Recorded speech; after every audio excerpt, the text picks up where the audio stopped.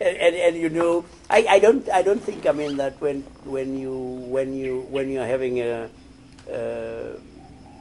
comfortable time, you actually quite understand. I think I'm not quite certain that Christianity flourishes properly where people are comfortable. I think it's a faith. It is a faith ultimately for sufferers.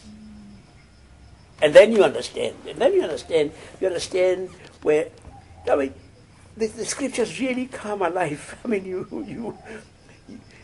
when you read, say, Daniel chapter 3 of the fiery furnace, that's a nice story, you know. But for people who are having a rough time, you come, you preach to them, and you say, now look,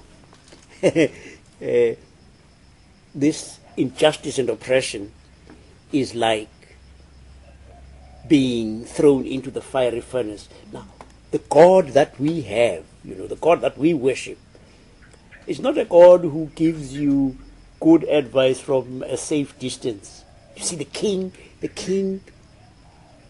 threw 3 guys into the furnace, and then he comes and he says he wants to find out what's happened to them, and he goes and he counts. He says 1, 2, no, 1, 2,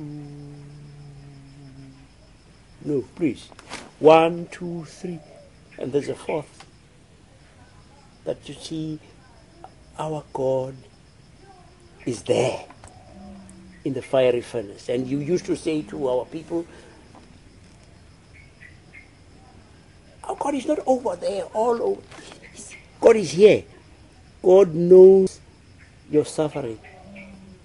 And God is in this fiery furnace with us.